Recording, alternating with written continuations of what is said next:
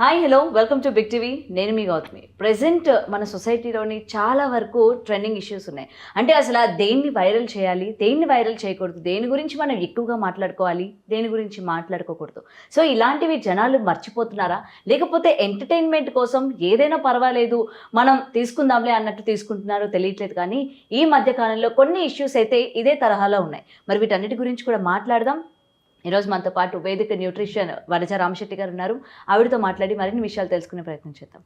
నమస్తే మ్యామ్. నమస్తే గౌతమి. బీర్ బైసెప్స్లోని ఆయన యూజ్ చేసిన వర్డ్స్ ఏవైతే ఉన్నాయో అది కేవలం ఆ ఒక్క షోకి పరిమితమా? అంటే చాలా మంది అంటున్నారు కదా, ఈయన చాలా అటు పేరెంట్స్ పైన వల్గర్గా మాట్లాడారు, ఇంట్లో ఉన్న తల్లిదండ్రుల పైన ఈ విధంగా మాట్లాడారు అని చెప్పి ఈరోజు అందరూ కూడా రియాక్ట్ అవుతూ ఉన్నారు. మరి రెగ్యులర్గా మనం చూస్తున్న మూవీస్లో కావచ్చు, ఈవెన్ కొన్ని షోస్ వస్తూ ఉంటాయి, జబర్దస్త్ అని, శ్రీదేవి డ్రామా కంపెనీ అని, ఓపెన్గానే అన్ని షోస్లో డబుల్ మీనింగ్స్ డి అని చెప్పి, అంటే ఏది కూడా హెల్దీ కామెడీ లేదు, అన్ని కూడా డబుల్ మీనింగ్స్. అంతే కదా. మరి వీటి మీద అది వర్తించదంటారా? కేవలం ఆ షోకి మాత్రమే అది పరిమితం అంటారా?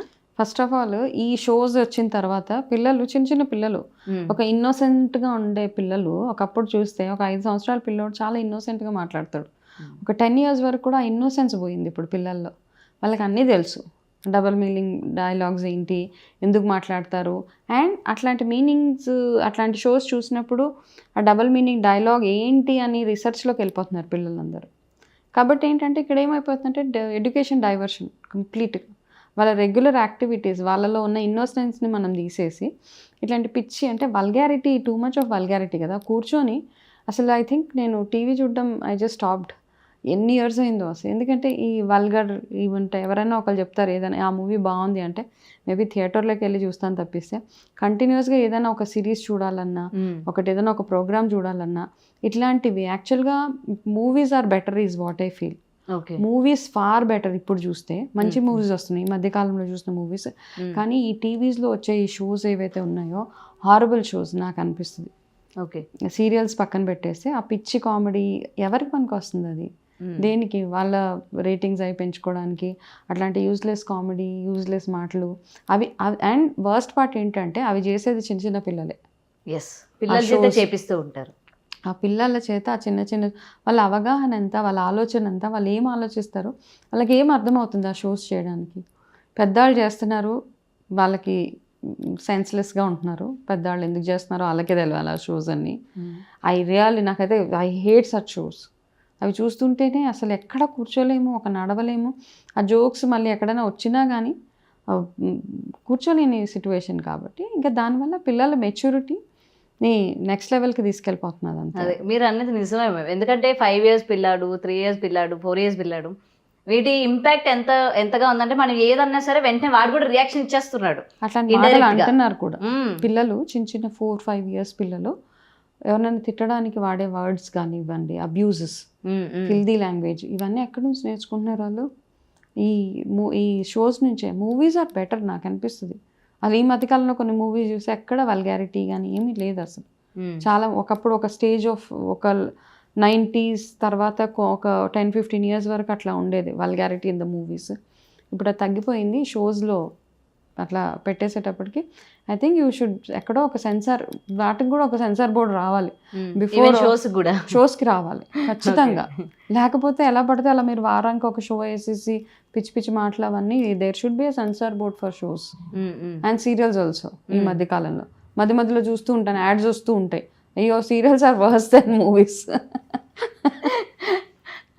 అప్పుడు మా చిన్నప్పుడు నాటకం అని వచ్చేది అనమాట దూరదర్శన్లో. అది హ్యాపీగా ఉండేది, సూపర్గా. అంటే అందులో ఒక మారల్ మాకు వచ్చేది. ఇందులో ఇప్పుడు మారల్ కాదు, too much of negative characters ఎక్కువైపోతున్నారు. అండ్ ఎవరిని ఎట్లా చంపాలి, ఎందులో ఏ విషయం వేయాలి, అండ్ ఆప్షన్స్ అనమాట. ఒక మేడపై నుంచి కిందకి దొల్లిచ్చేయాలంటే ఏంటంటో అసలు నేను ఆ మధ్య అవన్నీ చూస్తూ ఉంటున్నాను. ఏదైనా ఒక చూస్తూ న్యూస్ అవి చూసి మధ్యలో ఒకటి వస్తూ ఉంటుంది కదా, అందులో హారబుల్ అనమాట టు ద కోర్ అసలు. ఎందుకంటే సాడిజం టు ద కోర్. వాళ్ళని ఎలా చంపేయాలి, వాళ్ళని ఏదో పాలలో ఏదేదో కలిపేసి మెట్ల మీద నూనెలు ఇవన్నీ అంటే చూపించేస్తున్నారు. అసలు ఎట్లా చూపించి లేని వాడికి కూడా మనం ఈ విధంగా మనకి ఇన్నోసెంట్ వాడికి కూడా తెలిసిపోతుంది ఇన్ని ఆప్షన్స్ ఉన్నాయి అన్నమాట మనకి అని. అండ్ అలాగే ఈ మధ్య వచ్చే న్యూస్ ఆన్ సూసైడ్స్ కానీ పిల్లలు suicides 8th class 9th class 5th class పిల్లలు హ్యాంగ్ చేసుకొని చనిపోవడం ఇవన్నీ ఎక్కడి నుంచి వస్తుంది అవేర్నెస్? టూ మచ్ ఆఫ్ ఎవరైనా ఎక్కడైనా చనిపోతే పిల్లలు న్యూస్లో వచ్చేస్తుంది కదా, సూసైడ్ చేసుకొని చనిపోయాడు, హ్యాంగ్ చేసుకొని చనిపోయాడు, ఏదో ఫ్లోర్ నుంచి దూకేసి చనిపోయాడు అంటే పిల్లలందరికీ మనం ఎడ్యుకేట్ చేస్తున్నాం ఇంకా ఇవన్నీ మాకున్న ఆప్షన్స్ ఇట్లాంటివి చేయడానికని. సో అట్లీస్ట్ అట్లాంటి న్యూస్ చెప్పక్కర్లా, ఓకే, యాక్షన్ తీసుకోండి. తప్పిస్తే అట్లాంటి న్యూస్ అందరికీ కనబడేలాగా వినబడేలాగా వీడియోస్ చేసి చూపించేసి ఎలా దూకారు, ఏ ఫ్లోర్ నుంచి దూకారు. సో ఈ మధ్య ఎందుకు ఎక్కువ అవుతున్నాయంటే అది ప్రెషరు కానీ ఇవన్నీ కాదు, పాతకాలంలో కూడా ప్రెషర్ ఉండేది. పిల్లలు పేరెంట్స్ మనల్ని తిట్టేవాళ్ళు కాదా, టీచర్లు కొట్టేవాళ్ళు కాదా స్కూల్స్కి వెళ్ళినప్పుడు. బట్ ఈ మధ్య ఎందుకు ఎక్కువైపోతుందంటే ఇట్లాంటి ఆప్షన్స్ మనకి అవైలబుల్గా కనబడుతున్నాయి. ఎడ్యుకేషన్ అంటే చాలా అవేర్నెస్ పెరిగిపోతుంది అనమాట. కాబట్టి పిల్లలు వెళ్ళి అలాంటివన్నీ చేస్తూ ఉన్నారు. మన కాలంలో తెలుసా, మా కాలంలో, you are still young, very young girl, మా కాలంలో ఏం లేదు. మాకు ఎవడైనా ఎక్కడైనా చేసుకొని ఉంటారేమో సూసైడ్లు గట్రా, మాకు తెలిసేది కదా ఇన్ఫర్మేషన్. అప్పుడు నార్మల్గా న్యూస్లో కూడా వచ్చేది కదా మ్యామ్ ఇలా ఇలా అని? లేదు, ఎప్పుడో ట్రైన్ యాక్సిడెంట్ అట్లాంటివంటే న్యూస్ పేపర్లో వచ్చేది. తప్పిస్తే మాకు డిప్రెషన్ వేస్తుంది, మాకు అది ఇది అసలు మాకు first of all we don't know the word depression. Okay, ఇంకా చాలా ఉన్నాయి ఈ మధ్య పిల్లలు వాడే చాలా స్ట్రెస్, డిప్రెషన్, ఇవన్నీ మాకు ఆ ఫ్యాన్సీ వర్డ్స్ అప్పుడు తెలీదు. మామూలుగా ఏదైనా పిచ్చి పిచ్చిగా చేస్తే ఫస్ట్ మనకు అట్లకాడ వేడిగా చేసి ఒక వాత పడేది, చీపురు గట్ట తిరిగేసి అసలు తేవక్కర్లేదు కూడా. అట్లకాడ ఇట్లా స్టవ్ మీద పెడితే మాకు తెలిసిపోయేది, ఓకే ఇది మన కోసమే వేడవుతుంది, వెళ్ళిపోదాం. బికాస్ ఆ ఫియర్ ఉండేది మాకు. గట్టిగా అల్లరి చేస్తే స్కేలో చీపురు ఆ చేతికి ఏది దొరికితే అది పడేది మా మీద. ఈ మధ్య కాలంలో పిల్లల్ని కొట్టకూడదు, టీచర్స్ తిట్టకూడదు, ఏది చేయకూడదు. అంటే రీసెంట్ కేస్ ఆఫ్, ఇప్పుడు మాట్లాడొద్దు అంటే నేను మాట్లాడను, బట్ మెనీ కేసెస్ బికాస్ ఒక అబ్బాయిని జస్ట్ ప్రిన్సిపల్ తిట్టాడని వెళ్ళి సూసైడ్ చేసేసుకున్నాను.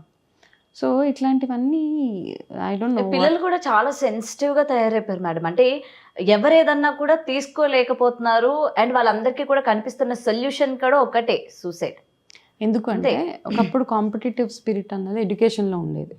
వాళ్ళకి 90 మార్క్స్ వస్తే నాకు అట్లీస్ట్ 95 రావాలి. ఈ మధ్య ఆ కాంపిటేటివ్ స్పిరిట్ అన్నది వేరే వాటిలో వెళ్ళిపోయింది అన్నట్టు. వాళ్ళకంటే నేను బాగా కనపడాలి, వాళ్ళకంటే నేను బాగా మాట్లాడాలి, వాళ్ళకంటే నేను స్టైలిష్గా ఉండాలి, వాళ్ళకంటే నా లైఫ్ స్టైల్ బాగుండాలి, ఇట్లాంటి వాటిల్లో ఎక్కువైపోయి పిల్లలు ఆర్ గోయింగ్ త్రూ డిప్రెషన్స్. కానీ ఇప్పుడు లేని డిప్రెషన్ని తెచ్చిపెట్టుకోవడము, స్ట్రెస్, యాంగ్జైటీలు, ఇవన్నీ అక్కడి నుంచే వస్తున్నాయి. అండ్ పేరెంట్స్ వాడే ఈ వర్డ్స్ అన్నీ ఏవైతే ఉన్నాయో, I'm going through lot of stress, I'm depressed, I'm sad, okay, ఇట్లాంటివన్నీ పిల్లలు వింటున్నారు. పిల్లల ముందే దెబ్బలాడుకుంటాం కదా పేరెంట్స్, వాళ్ళకి అర్థమైపోతుంది, okay there is a word called depression, there is a word called stress, ఇట్లాంటివన్నీ అర్థమైపోయి వాళ్ళు కూడా అవి వాడడం స్టార్ట్ చేశారు. అవి వాడడమే కాకుండా అవి వాళ్ళ లైఫ్లో ఇంప్లిమెంట్ చేసుకుంటున్నారు. చేతులు కట్ చేసుకోవడము, ఇలాంటివన్నీ చేసేసుకోవడము, 10th క్లాస్ ఎగ్జామ్స్ ముందు ఎగ్జామ్స్ వస్తున్నాయి అనగానే వాళ్ళకి ఎక్కడ లేని స్ట్రెస్, యాంగ్జైటీ, డిప్రెషన్, ఈ 3 ఒకటేసారి వచ్చేస్తున్నాయి వాళ్ళకి. అప్పట్లో ఏంటంటే అట్లా ఏమైనా టీచర్ కానీ పేరెంట్స్ కానీ ఒక స్కేలో ఏదో తీసుకొని బాగా చదివేదాకా కొట్టేవాళ్ళు. ఇప్పుడు అది అలౌ చేయట్లేదు కదా ఎక్కడ. అంటే పిల్లల్ని హ్యారాస్ చేయమనట్లేదు, ఎక్కడ ఒక దెబ్బ పడాలి పిల్లలకి అక్కడ పడాల్సిందే. అదంతా లేకుండా మేము చాలా ఓవర్ ప్యాంపర్ చేసేసి ఎక్కడి నుంచో ఎక్కడ లేని కల్చర్ అంతా మనం తెచ్చేస్తామంటే అట్లా వర్క్ అవ్వదు అసలు మనకి. Okay, yeah. సో ఏదైనా సరే ఇవన్నీ చూస్తూ ఉంటే బాబాయ్ రేపు పొద్దున ఆ పిల్లల ఫ్యూచర్ ఏంటి, ఇప్పుడే ఈ విధంగా ఉంది. ఇప్పుడు బీటా ఏదో జనరేషన్స్ వస్తూ ఉన్నాయి కదా. సో రాను జనరేషన్స్ ఎట్లా ఉంటాయో, వాళ్ళు ఏమి ఇప్పుడున్న జనరేషన్ నుంచి వాళ్ళు నెక్స్ట్ జనరేషన్కి ఏం క్యారీ ఫార్వర్డ్ చేస్తారన్నది ఒక big question mark. Yes, okay. So అందరూ ఎన్ష్యూర్ చేయాల్సింది ఏంటంటే అది ఏ రకంగా అన్నది, హెల్త్ పరంగా అవ్వచ్చు, బిహేవియర్ పరంగా అవ్వచ్చు, ఎనీథింగ్, వాళ్ళకి ఒక మంచి ఫ్యూచర్ని వాళ్ళు ముందుకు తీసుకెళ్లేలాగా పేరెంట్స్ తయారు చేయాలి వాళ్ళని. తప్పిస్తే ఇప్పుడు యంగ్ మదర్స్ ఎవరైతే ఉన్నారో వాళ్ళందరూ ఒక మంచి కల్చర్ని అలవాటు చేసుకోవాలి. సరే ఇప్పటిదాకా కల్చర్ అటు ఇటు అయిపోయింది, అంతా చేంజ్ అయిపోయింది మొన్న రీసెంట్గా. బట్ ఇక ముందు అయినా ఎవరైతే న్యూ మదర్స్ పిల్లలు ఇంక ముందు బర్త్ ఇస్తారో వాళ్ళందరికీ ఒక మంచి healthy atmosphere, healthy environment, healthy మాటలు, చక్కగా వాళ్ళకి మోటివేషన్ కానీ ఇవన్నీ బాగుండేలాగా చూసుకునే బాధ్యత వాళ్ళకు ఉంటుంది. ఓకే మ్యామ్, ఒకటి ఇప్పటి వరకు పేరెంట్స్ ఏదైనా ఎంటర్టైన్మెంట్ కావాలన్నా లేకపోతే పిల్లలకి ఎంటర్టైన్మెంట్ కావాలన్నా టీవీ, ఆ షోస్, ఆ వెబ్ సిరీస్లో ఇవి చూపిస్తూ ఉన్నారు. మీ వరకు చెప్పాలంటే పిల్లలకి ఇది ఎంటర్టైన్మెంట్, ఇది చేయండి లేకపోతే ఇవి చూపించండి అంటే ఏం చెప్తారు? ఓకే, పిల్లలకి బేసికలీ ఏంటంటే ఇప్పుడు everybody is busy, both parents are busy కదా. అది అంటే ఇప్పుడు నీడ్, అది అవసరం. అది ఎంటర్టైన్మెంట్ వరకు నన్ను అడిగితే అయితే పేరెంట్స్ ఇన్వాల్వ్ అయితేనే అది పిల్లలకి ఏంటంటే ఒక యాక్టివిటీలో ఇన్వాల్వ్ అవ్వాలి. Okay, so many activities. It's not some times నాకు కూడా టైం దొరకకపోతే పిల్లలు మొబైల్లో ఉంటారు, కాకపోతే అక్కడికి అది బ్రేక్ ఇవ్వాలి. వాళ్ళకి ఇంట్రెస్ట్ ఏంటి, వాళ్ళకి పెయింటింగ్ ఇంట్రెస్టా, గార్డెనింగ్, ఏదో ఒకటి వాళ్ళకి ఇంట్రెస్ట్ లేకపోయినా దానిలోంచి మనం వాళ్ళని తీసుకురావాలి బయటికి. తీసుకొచ్చి అప్పుడు వాళ్ళని ఆ యాక్టివిటీస్లో ఇన్వాల్వ్ చేయగలిగితే, ఇప్పుడు మనం ఇన్వాల్వ్మెంట్ ఉంటేనే వాళ్ళు చేస్తారు, వాళ్ళని వదిలేస్తే వాళ్ళు చేయరు అసలు. Any activity, they so many indoor activities, outdoor వెళ్ళే ఆప్షన్స్ లేవు కాబట్టి అది. పిల్లలకి ఒకవేళ మూవీస్ చూడాలనిపిస్తే పేరెంట్స్ పిల్లలు ఇద్దరు కలిసి చూడదగ్గ మూవీస్ చూడండి. It's all good. కొంతసేపు ఎంటర్టైన్మెంట్ అవసరమే. మరీ స్ట్రిక్ట్ అయిపోయేసి మరీ ఎక్స్ట్రీమ్స్ ఉంటారు కొంతమంది. అంటే టీవీ అంటే ఏంటో కూడా తెలియని వాళ్ళు కూడా ఉన్నారు. మేము టీవీ కొనలేదండి ఇప్పుడు దాకా, మా పిల్లలు పాడైపోతారని. అంటే అట్లాంటి పిల్లలకి అబ్బా టీవీ మైండ్ అంతా అక్కడే ఉంటుంది. టీవీ అంటే ఏంటి, మా ఫ్రెండ్ వాళ్ళ ఇంట్లో టీవీ ఉంది, సో అవన్నీ ఇంకా ఎటెటో వెళ్తూ ఉంటాయి. అవన్నీ మరీ అంతగా కాకుండా ఎంత కావాలో అంత. పిల్లలు ఎప్పుడైనా సైడ్ ట్రాక్ అవుతున్నారు అంటే పేరెంట్స్ ఇమీడియట్గా ఇన్వాల్వ్ అయ్యి వాళ్ళని మైండ్ డైవర్షన్స్ పేరెంట్స్ మాత్రమే చేయగలుగుతారు, ఫ్రెండ్స్ చేయలేరు. Okay, only parent has to, మదరో ఫాదరో తీసుకొచ్చి చలో మనం గార్డెనింగ్ చేద్దాము, లేకపోతే మనం రన్నింగ్కి వెళ్దాము, మనం లేకపోతే ఏదైనా ఒక ఆడుకుందాము. పేరెంట్స్ ఎప్పుడైతే ఇన్వాల్వ్మెంట్ చూస్తారో పిల్లలకి దాని మీద ఇంట్రెస్ట్ కలుగుతుంది. If parents are not, they will copy parents. సింపుల్గా చెప్పాలంటే మీ పేరెంట్ ఏం చేస్తున్నారో మీ పిల్లలు అదే చేస్తారు. పేరెంట్ కంటిన్యూస్గా ఫ్రెండ్స్ ఎంటర్టైన్మెంట్ తిరిగితే పిల్లలు కూడా అదే చేస్తారు. పేరెంట్స్ ఇంట్లో కూర్చొని అదే పనిగా పనులు అవి ఇవి చేస్తూ ఉంటే when they see active parent, the child also is active. Okay. When they see a dull parent, the child also is dull always. Okay. So మీ పిల్లలు ఎలా ఉండాలనుకుంటున్నారో మీరు అలా ఉండాలి. ఓపిక లేనితనం అది okay, but still you have to be like that. Okay, ఏదైనా సరే మన నుంచే నేర్చుకుంటాం. మన నుంచే 90% మన నుంచే నేర్చుకుంటారు. మనం అంటే బ్లేమ్ చేసేస్తామా, బయటికి వెళ్ళి అలా చెడిపోతున్నారు పిల్లలు. పేరెంట్స్ నుంచే పిల్లలకి. Thank you so much. Welcome మా. For more videos like this, subscribe Big TV channel.